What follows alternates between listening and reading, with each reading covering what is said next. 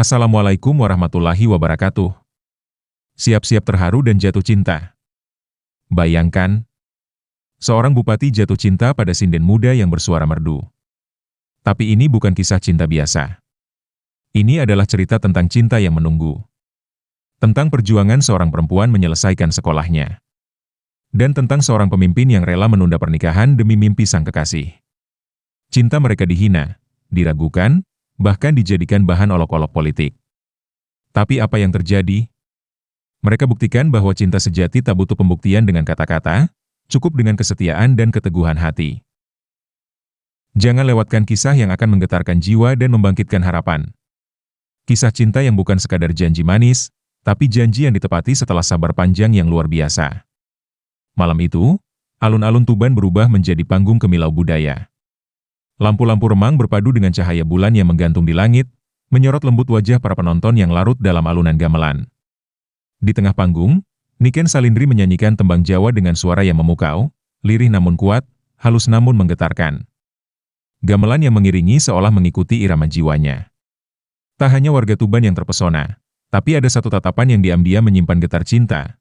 Mata Mas Lindra, sang bupati muda yang duduk tenang di bangku kehormatan, tak pernah lepas menatap sosok sinden muda itu.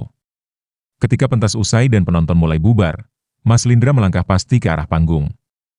Ia mengenakan beskap sederhana, namun wajahnya memancarkan wibawa dan ketulusan. Di hadapan para sesepuh, panitia, dan beberapa kerabat dekat Niken, ia berhenti di depan gadis yang masih mengenakan sanggul dan kebaya khasnya. Tangannya yang semula berada di balik punggung, kini mengangkat sebuah kotak beludru kecil berwarna marun. Perlahan, ia berlutut. Senyap pun menyelimuti suasana, hanya detak jantung yang terdengar di kepala Niken. "Niken," ucap Mas Lindra, suaranya tenang namun bergetar, "aku ingin kau jadi pendamping hidupku, bukan hanya di panggung budaya ini, tapi di setiap langkah kehidupanku.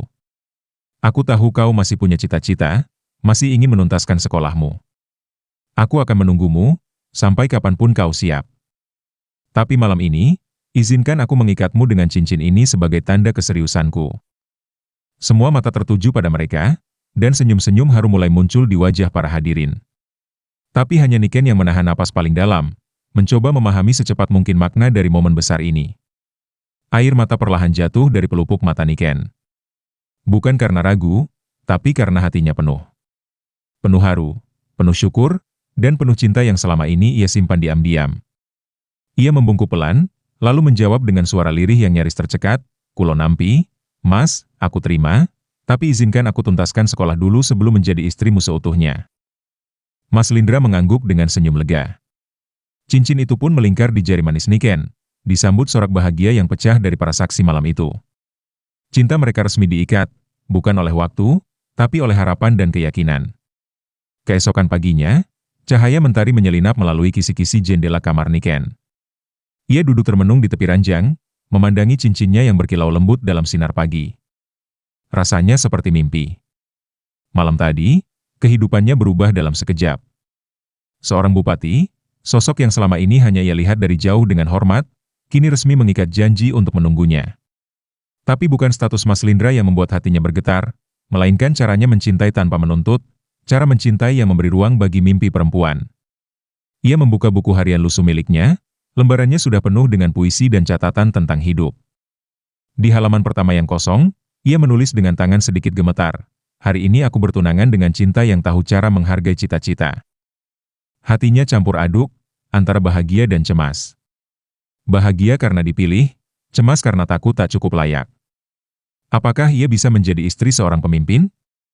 Ataukah ia hanya akan menjadi bayang-bayang panggung yang perlahan pudar? Di sisi lain, Mas Lindra menatap layar ponselnya sambil tersenyum. Ia membaca ulang pesan singkat dari Niken, "Matur nuwun, Mas, aku masih belajar, tapi aku ingin menjadi pendamping yang tidak hanya cantik di panggung, tapi juga kuat di sampingmu." Hati Mas Lindra seketika hangat. Ia tahu, keputusannya bukan sekadar jatuh cinta pada suara yang indah atau wajah yang jelita, melainkan pada jiwa yang penuh tekad. Ia yakin, perempuan yang memilih menyelesaikan sekolah sebelum menikah, adalah perempuan yang juga bisa menjaga rumah tangga dengan bijaksana.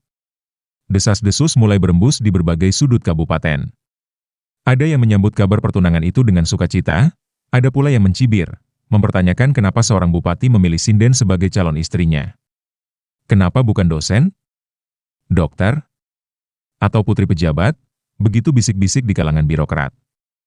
Tapi Mas Lindra tak ambil pusing. Ia bukan mencari gelar, tapi nilai. Ia tahu siapa yang ia cintai, dan itu cukup. Sementara itu, Niken menghadapi ujian yang tak kalah berat. Di lingkungan sekolah seni tempat ia belajar, para sahabatnya mulai menjauh. Ada yang iri, ada yang salah paham. Sudah dilamar bupati, buat apa masih sekolah? Kata seorang teman dengan nada sinis. Niken hanya tersenyum getir. Ia tahu perjalanan ini tak akan mudah. Tapi ia percaya, cinta yang benar akan diuji, dan ia siap melewatinya satu demi satu. Di antara lembar buku dan nada gamelan, ia tetap melangkah. Suatu sore, saat hujan gerimis membasahi halaman sanggar, Niken duduk di serambi sambil membaca modul pelajaran. Tiba-tiba, sebuah payung terbuka di hadapannya. Mas Lindra berdiri di sana, mengenakan jaket hujan, menatapnya dengan senyum tenang. Kukira kau butuh peneduh, katanya. Niken terkesiap, lalu tersenyum malu. Dalam diam mereka berbagi hangat, berbagi ruang di bawah langit yang basah. Tak perlu banyak kata, karena perhatian yang tulus bisa lebih hangat dari pelukan. Mas Lindra mengajak Niken berjalan di taman kecil belakang sanggar. Di sana, mereka bicara soal masa depan, bukan rumah megah atau pesta mewah, tapi tentang mimpi sederhana membangun sanggar budaya untuk anak-anak Tuban. Kalau kelak kita menikah, aku ingin mendukung mimpimu. Biarlah panggung ini tidak berhenti di generasimu, ujar Mas Lindra. Niken menatapnya tak percaya, seperti mendapat restu dari semesta. Ia tahu, ia tak hanya sedang jatuh cinta, tapi sedang belajar dicintai dengan benar. Beberapa minggu kemudian, Mas Lindra kembali menghadiri pentas kecil di desa pinggiran. Di panggung sederhana, Niken tampil tanpa sorotan lampu megah, tapi tetap dengan suara yang memukau. Setelah acara, seorang ibu tua mendekati Mas Lindra dan berkata, "Anak itu, suaranya bisa menyembuhkan luka hati. Tapi jangan biarkan dia patah hanya karena politik." Kalimat itu membekas di hati Mas Lindra, seperti amanah yang tak boleh ia abaikan. Hari demi hari, mereka tetap menjaga komunikasi, saling menguatkan lewat pesan-pesan singkat, dan kadang hanya lewat foto langit yang sama. Cinta mereka tumbuh bukan karena sering bertemu, tapi karena sering saling mendoakan. Mereka tak saling mengekang, tak saling menuntut. Yang ada hanya saling menjaga ruang dan waktu agar tetap utuh ketika kelak dipertemukan dalam mahligai pernikahan. Di penghujung bab ini, Niken berdiri di depan cermin, mengenakan seragam sekolahnya. Ia memandang pantulan dirinya, lalu tersenyum kecil. Cincin itu masih tersemat di jari manisnya.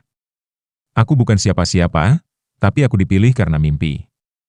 Dan mimpi itu akan tetap kulanjutkan, untuk cinta, dan untuk diriku sendiri. Ia melangkah keluar rumah, menuju sekolah, dengan langkah yang lebih tegap dari sebelumnya. Karena kini, ia tak lagi sendiri. Sore itu, langit Tuban diliputi awan jingga yang menyapu ujung horizon. Di salah satu pendopo kecil di desa, Niken tengah bersiap tampil dalam acara peringatan budaya lokal. Ia mengenakan kebaya warna hijau muda dengan hiasan bunga kenanga di sanggulnya. Di ruang rias yang sempit dan sederhana, ia duduk di depan cermin tua, membenahi riasan sendiri sambil menarik napas panjang. Ada sesuatu yang berbeda malam ini, bukan tentang penonton atau panggung, tapi tentang rasa rindu yang tiba-tiba mencuat tanpa sebab. Di tempat lain, Mas Lindra berdiri sendirian di beranda rumah dinasnya, memandangi langit yang sama. Ia tahu malam ini Niken tampil di desa kecil yang bahkan tak terjangkau oleh lampu jalan. Ia ingin sekali datang, tapi agenda kabupaten menahannya. Namun dalam diam, ia menyalakan dupa kecil, sesuatu yang biasa ia lakukan saat mendoakan almarhum ibunya. Tapi malam ini dupa itu dibakar untuk seseorang yang masih hidup, untuk Niken, agar tetap kuat, tetap bersinar, tetap utuh meski tak ada dirinya di barisan penonton. Tiba di panggung, Niken berjalan pelan ke tengah arena pertunjukan. Tak semewah biasanya, tapi wajah-wajah penonton desa memancarkan kebahagiaan yang tulus. Ia mulai menyanyikan tembang Gambuh, nada-nadanya menyusup hingga ke pori-pori para pendengar. Seorang anak kecil tersenyum sambil menirukan gerak tangannya, dan seorang ibu menangis diam-diam mengenang masa muda. Niken menyadari, panggung itu bukan sekadar tempat tampil, tapi ladang pahala, tempat di mana suara bisa menyembuhkan dan merangkul hati yang sepi. Usai acara, Niken duduk sendiri di pojok panggung, kakinya menggantung di sisi panggung bambu yang sedikit goyah. Ia menatap langit yang mulai berbintang, lalu mengeluarkan ponselnya. Ada pesan baru dari Mas Lindra, aku tidak bisa hadir malam ini, tapi aku tahu kau tampil dengan hati. Aku berdoa dari jauh. Air matanya luruh tanpa suara. Ia merasa dicintai, bahkan ketika ia sendirian di tengah keramaian.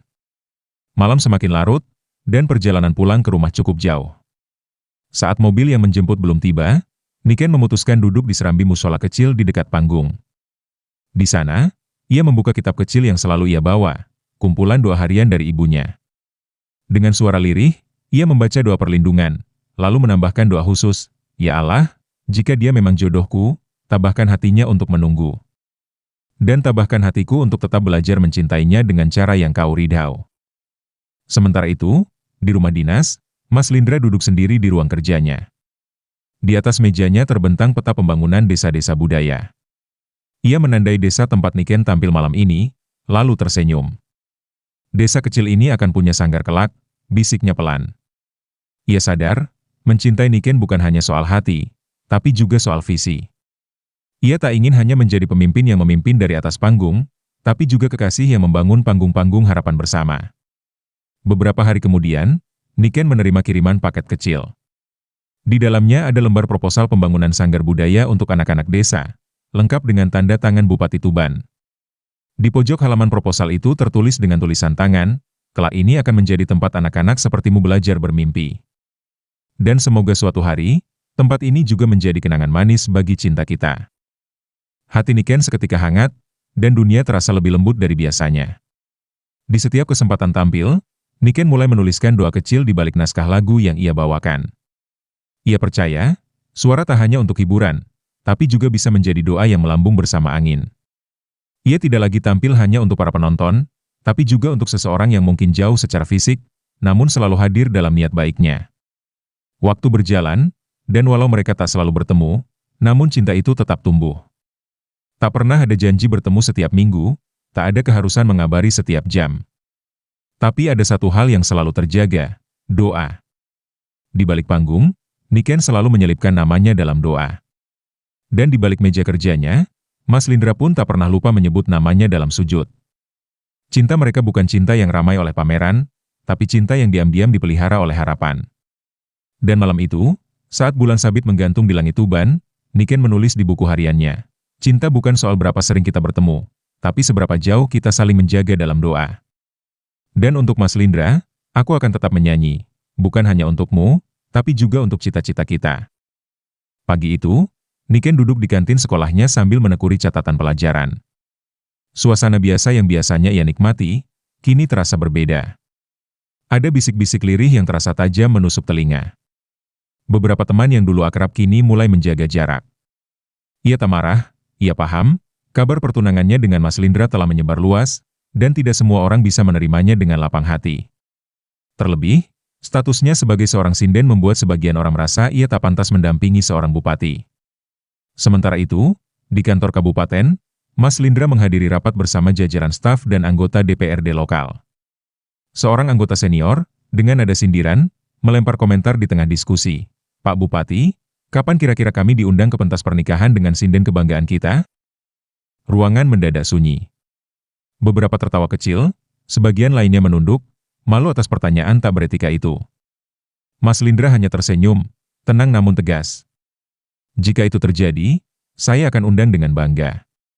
Karena saya mencintai seseorang yang tahu cara mencintai akar budayanya sendiri."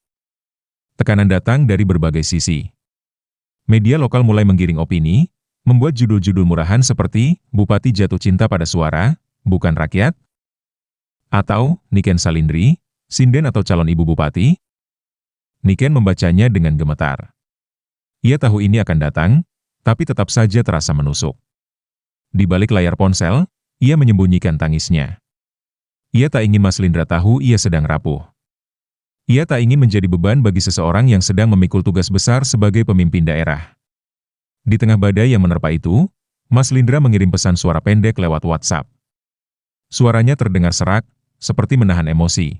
"Niken, dunia bisa bicara apapun. Tapi cintaku tak pernah lahir dari penilaian mereka. Aku memilihmu karena kamu tahu caranya memperjuangkan diri sendiri. Dan aku tahu, yang kau perjuangkan bukan cuma cinta, tapi juga harga diri." Niken mendengarkannya berulang kali, menggenggam ponsel itu seolah sedang menggenggam tangan Mas Lindra sendiri. Dalam sepi kamar kosnya, Niken menyalakan lilin kecil, sebuah tradisi yang biasa dia lakukan saat hati sedang berat. Ia duduk bersila, menatap api yang bergoyang lembut, lalu menuliskan sebuah surat untuk Mas Lindra. Bukan surat cinta biasa, tapi curahan hati yang ditulis dengan air mata. Jika suatu hari aku harus pergi dari panggungmu, bukan karena aku menyerah, tapi karena aku ingin kau tetap berdiri tanpa harus menunduk karena cintaku. Ia belum kirimkan surat itu. Ia hanya melipatnya dan menyimpannya di kotak kecil, bersama kenangan dan rasa takutnya. Beberapa hari kemudian, saat ada acara resmi di pendopo kabupaten, Niken datang sebagai undangan seni. Banyak mata memperhatikannya, sebagian dengan kagum, sebagian lagi dengan sinis. Namun saat Niken tampil dan melantunkan tembang, ilir-ilir, dengan nada yang lirih tapi dalam, suasana seketika berubah. Bahkan seorang ibu pejabat meneteskan air mata. Di tengah kerumunan, Mas Lindra berdiri di pojok pendopo, menatap Niken dengan bangga. Hanya dengan tatapan itu, Niken tahu, cinta mereka belum kalah. Setelah acara, Mas Lindra menghampiri Niken dengan senyum tenang. Ia tak banyak bicara, hanya mengulurkan tangan dan berkata, "Terima kasih karena tetap bernyanyi, meski banyak yang ingin kau diam." Niken menggenggam tangannya sejenak, lalu menjawab pelan, "Selama Mas tetap percaya, aku tidak akan berhenti." Kata-kata itu sederhana, tapi cukup untuk kembali menguatkan hati keduanya yang nyaris koyak oleh dunia luar. Hari-hari berikutnya, mereka tak lagi mencoba menjelaskan apapun kepada publik. Mereka memilih diam, tapi tetap saling menguatkan dari kejauhan. Mas Lindra fokus bekerja, membangun program budaya dan pendidikan, banyak di antaranya terinspirasi oleh nilai-nilai yang Niken tanamkan. Sementara Niken melanjutkan sekolahnya dengan lebih gigih, mengabaikan komentar miring yang lambat laun mulai mereda. Di tengah semua itu, cinta mereka tumbuh lebih kokoh, bukan karena dunia mendukung, tapi justru karena dunia melawan. Mereka belajar bahwa cinta bukan soal diterima semua orang, tapi tentang dua orang yang saling menerima dan tetap bertahan, bahkan ketika arah angin terus berubah. Cinta mereka diuji bukan oleh jarak, tapi oleh gengsi dan stigma. Namun seperti akar pohon yang justru menguat saat diterpa badai, begitu pula hati mereka, tetap menjejak tanah, tapi menatap langit bersama. Dan pada suatu malam, di beranda rumah masa kecil Niken, ia duduk bersama ibunya, memandangi langit yang mulai gelap. Sang ibu menggenggam tangannya, lalu berbisik, "Jika dia berani mencintaimu di tengah badai, dia akan mencintaimu lebih dalam ketika angin sudah reda." Niken menatap langit yang penuh bintang, lalu tersenyum. Ia tahu, badai akan berlalu. Dan ketika itu terjadi, ia akan tetap berdiri di panggung cintanya, bukan sebagai sinden, tapi sebagai perempuan yang tak pernah menyerah pada harapan. Malam itu, Niken menutup jendela kamarnya perlahan. Angin barat bertiup lembut, membawa aroma tanah basah sisa hujan sore tadi. Di atas meja kecil dekat ranjang, kertas dan pulpen sudah ia siapkan sejak pagi. Ia merasa waktunya tiba untuk menulis sesuatu yang lebih dari sekadar pesan pendek atau puisi rindu. Kali ini, ia ingin menyampaikan isi hatinya secara utuh. Surat yang tak hanya untuk dibaca, tapi untuk dipahami, dan mungkin, untuk diingat selamanya. Tangannya sedikit gemetar saat mulai menulis. Ia membuka surat itu dengan satu kalimat sederhana, namun mengandung beban besar. "Mas Lindra, kalau cinta ini suatu hari harus kita tebus dengan pengorbanan, aku siap. Tapi jika cinta ini cukup kita jaga dengan keteguhan, aku ingin terus berjalan bersamamu, tanpa memadamkan mimpiku sendiri." Di setiap kalimat yang ia tulis, ada sisa tangis dan ragu, tapi juga ada kekuatan yang perlahan tumbuh. Ia tahu, surat ini adalah pertaruhannya. Dalam surat itu, Niken bercerita tentang mimpinya membuka sanggar budaya gratis untuk anak-anak di desa, tempat mereka bisa belajar menembang, menari, dan mencintai akar mereka. Ia mengaku takut menjadi beban dalam hidup seorang pemimpin, tapi ia juga yakin bahwa cinta mereka bisa menjadi sumber kekuatan, bukan kelemahan. Ia menutup surat itu dengan doa lirih, "Jika suatu saat Mas lupa panggung pertama yang membuatmu jatuh hati padaku, semoga surat ini bisa mengingatkan bahwa cinta kita pernah tumbuh dari suara, bukan semata rupa."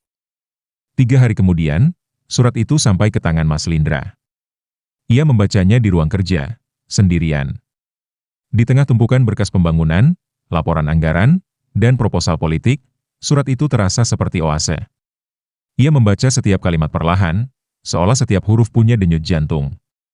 Saat ia sampai di bagian akhir surat, matanya memanas. Ia meletakkan surat itu di dadanya, memejamkan mata, dan dalam hati ia bersumpah, aku tidak akan membiarkan cinta ini terhapus oleh tugas. Sore itu juga, Mas Lindra membatalkan 2 agenda resmi.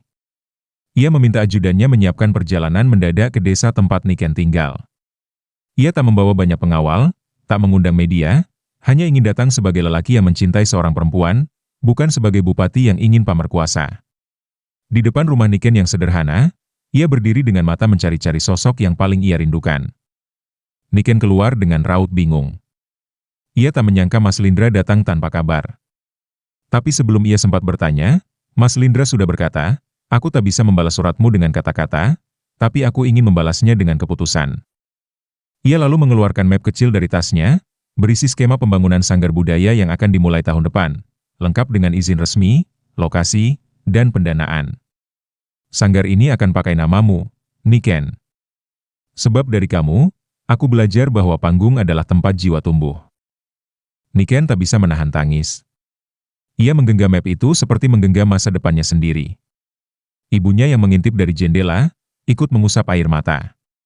Bukan karena bangga anaknya akan menikah dengan bupati, tapi karena putrinya telah mencintai seseorang yang juga mencintai cita-cita, bukan hanya tubuh dan wajah semata. Dalam diam yang penuh haru, mereka duduk berdua di kursi bambu depan rumah, menatap matahari yang perlahan tenggelam. Sebelum pulang, Mas Lindra berkata pelan, Niken, aku tidak tahu berapa banyak ujian yang akan datang lagi nanti. Tapi aku tahu, setiap kali aku goyah, aku akan membaca ulang suratmu. Sebab itu bukan sekadar surat, itu penunjuk arah ketika hatiku tersesat. Niken mengangguk, lalu menyelipkan tangan di balik lengan Mas Lindra. Dalam hati ia tahu, keputusan seperti ini hanya datang dari cinta yang sudah matang, bukan cinta yang masih terbuai mimpi. Sejak malam itu, hubungan mereka tidak hanya dilandasi cinta, tapi juga perjanjian diam untuk saling mengangkat satu sama lain. Niken melanjutkan sekolahnya dengan semangat baru, dan Mas Lindra bekerja lebih keras untuk membuktikan bahwa cinta bukan penghalang bagi seorang pemimpin. Mereka bukan lagi hanya sepasang kekasih, tapi rekan seperjuangan dalam membangun masa depan yang bukan hanya indah, tapi juga berarti bagi banyak orang. Dan ketika malam kembali turun, Niken duduk di depan jendela kamar. Ia menulis satu kalimat baru di buku harian. Hari ini, cintaku dibalas bukan dengan janji, tapi dengan tindakan. Dan aku tahu, bersama dia, panggung hidupku tak akan pernah sepi. Pagi itu, Mas Lindra membuka jadwalnya yang padat. Sehari penuh ia harus berpindah dari satu kecamatan ke kecamatan lain, meresmikan jembatan, menyapa warga, mendengar keluh kesah petani. Tak ada waktu untuk rehat, bahkan untuk sekadar memeriksa pesan masuk dari Niken. Namun di sela kepadatan itu, pikirannya tak pernah benar-benar lepas dari suara lembut gadis itu, dari matanya yang tenang, dan dari surat yang masih tersimpan di saku jas dinasnya. Sementara itu, di sudut ruang perpustakaan kampus, Niken duduk sendiri. Buku-buku terbuka di hadapannya, tapi pikirannya melayang jauh. Sudah 3 hari tak ada kabar dari Mas Lindra. Ia tak ingin berpikir macam-macam, ia tahu kesibukan Mas tak mengenal waktu. Namun ada kalanya hati seorang perempuan rapuh tanpa sebab, apalagi ketika ia merindukan seseorang yang tak bisa ia temui kapan saja. Pada malam keempat, Niken menuliskan pesan singkat, Mas, aku rindu. Tapi tak ingin jadi pengganggu. Ia mengetiknya berkali-kali, lalu menghapusnya. Pada akhirnya, ia hanya mengirim satu stiker sederhana bergambar bintang jatuh. Tak ada kata. Hanya simbol. Namun Mas Lindra, yang membaca pesan itu di tengah rapat bersama kepala desa, seketika tersenyum. Ia tahu, rindu tak selalu perlu diucapkan, cukup dirasakan. Setelah rapat selesai, Mas Lindra berdiri di halaman kantor kecamatan yang sepi. Ia menatap langit malam, mencari bintang seperti yang dikirim Niken.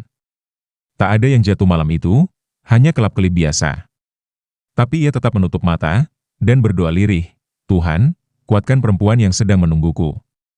Jangan biarkan rindunya berubah jadi luka. Niken, malam itu, kembali tidur sambil mendekap bantal yang dibungkus dengan kain batik hadiah dari Mas Lindra. Ia tak menangis, tapi matanya tetap basah. Ia bukan meragukan cinta, ia hanya sedang belajar bersabar. Dalam sunyi itu, ia menyalakan lagu gamelan lirih dari ponselnya, berharap setiap nadanya bisa menyentuh hati seseorang di seberang sana yang juga sedang berjuang menahan rindu. Hari berganti, dan Mas Lindra akhirnya punya waktu luang sejenak. Ia mengambil sepeda motor pribadi tanpa pengawalan, menyusuri jalan kecil menuju kampus Niken. Ia tahu hari itu Niken akan pulang lebih lambat karena tugas presentasi. Ia tak memberitahu siapa-siapa. Ia hanya ingin hadir, meski sebentar, meski dari kejauhan. Kadang, kerinduan hanya perlu dipuaskan dengan melihat dari jauh, tanpa menyapa, tanpa menyentuh. Dari balik pepohonan kecil dekat gerbang kampus, Mas Lindra melihat Niken keluar dengan membawa buku-buku tebal. Langkahnya terlihat letih, tapi wajahnya tetap tenang. Saat Niken melewati tempatnya berdiri, Mas Lindra hanya tersenyum, tanpa memanggil. Ia tahu, ini bukan waktunya untuk datang sebagai kekasih. Ia ingin memberi ruang. Cinta yang kuat, pikirnya, bukan yang harus hadir setiap saat, tapi yang bisa menjaga tanpa mengganggu. Malamnya, Niken menerima kiriman paket kecil. Di dalamnya hanya ada 2 benda, sebuah kalung kayu ukiran tangan berbentuk bintang jatuh, dan secari kertas kecil bertuliskan, rindu yang tak diucap kadang lebih kuat dari rindu yang dikeluh. Aku di sini, tetap mencintaimu dalam diam yang sibuk. Niken menatap kalung itu lama sekali, lalu menggantungkannya di lehernya. Ia tahu, cinta mereka sedang diuji jarak, tapi tak satu pun dari mereka memilih menyerah. Hari-hari berlalu, dan kebiasaan mereka pun berubah. Tak ada lagi pesan setiap malam, tapi cukup satu foto langit yang dikirim setiap pekan. Jika langitnya cerah, artinya hari mereka baik. Jika mendung, artinya lelah sedang menyerang. Namun tak pernah ada keluhan, tak pernah ada tuntutan. Cinta itu berubah menjadi doa diam yang selalu diselipkan dalam kesibukan masing-masing. Dan pada suatu malam, ketika hujan turun pelan dan suara katak bersahut-sahutan di luar jendela, Niken menulis di buku hariannya, rindu ini tidak akan membuatku lemah. Justru ia menguatkanku, karena aku tahu, seseorang di luar sana sedang mencintaiku dengan caranya sendiri, melalui kehadiran yang tenang, dan kesetiaan yang diam. Pagi itu, langit Tuban begitu cerah seolah tahu bahwa hari ini adalah hari istimewa. Di sebuah gedung kampus seni yang sederhana namun hangat, para mahasiswa dan mahasiswi berkumpul mengenakan toga, tersenyum bahagia. Niken berdiri di antara mereka, anggun dalam balutan jubah hitam dan selendang hijau khas fakultasnya. Di balik topi wisuda, rambutnya digelung rapi dengan sentuhan bunga melati. Namun di balik senyum yang ia kenakan, jantungnya berdebar kencang, bukan karena panggung wisuda, tapi karena ia tahu, seseorang yang ia rindukan akan hadir hari ini. Di tengah deretan tamu undangan, Mas Lindra duduk tenang. Ia tidak datang sebagai bupati. Tak ada ajudan, tak ada seremonial. Ia hanya membawa buket bunga melati dan bros kecil berbentuk gamelan yang ia desain sendiri, sebuah simbol penghargaan atas perjuangan Niken sebagai perempuan yang tak menyerah pada impian. Ia memilih duduk di pojok, tak ingin mencuri perhatian. Hari ini adalah milik Niken, dan ia hanya ingin menjadi saksi diam dari keberhasilan perempuan yang ia cintai. Saat nama Niken dipanggil, sorak-sorai memenuhi ruangan. Ia melangkah mantap ke panggung, menerima ijazah dari tangan rektor dengan senyum penuh syukur. Pandangannya sempat menyapu ke arah kursi penonton, dan sesaat matanya bertemu dengan mata Mas Lindra. Tak ada lambaian, tak ada kata. Hanya tatapan dalam yang seolah berkata, kamu sudah sampai di sini. Aku bangga padamu. Usai acara, saat para wisudawan sibuk berfoto dan menerima ucapan selamat, Niken berjalan pelan ke arah taman belakang kampus, tempat yang sepi dari keramaian. Di sana, ia menemukan Mas Lindra berdiri di bawah pohon flamboyan yang sedang berbunga. Ia tersenyum, lalu berjalan menghampiri. Mas, sapanya pelan. Mas Lindra menjawab dengan menyerahkan buket bunga melati dan bros kecil itu. Untukmu, yang tak pernah berhenti bermimpi, meski dikelilingi keraguan. Niken mengambil bunga itu dengan tangan bergetar. Aku tidak akan sampai di sini kalau Mas tak percaya padaku, ucapnya dengan suara bergetar. Mas Lindra menggeleng pelan. Tidak, Niken. Kamu sampai di sini karena kamu percaya pada dirimu sendiri. Aku hanya bagian kecil dari perjalananmu. Mereka berdiri dalam diam, saling menatap dengan mata yang basah. Tak perlu kata cinta diucapkan hari itu, karena cinta mereka sudah menjelma menjadi kenyataan. Sore harinya, Niken pulang ke rumah dengan toga masih menempel di tubuhnya.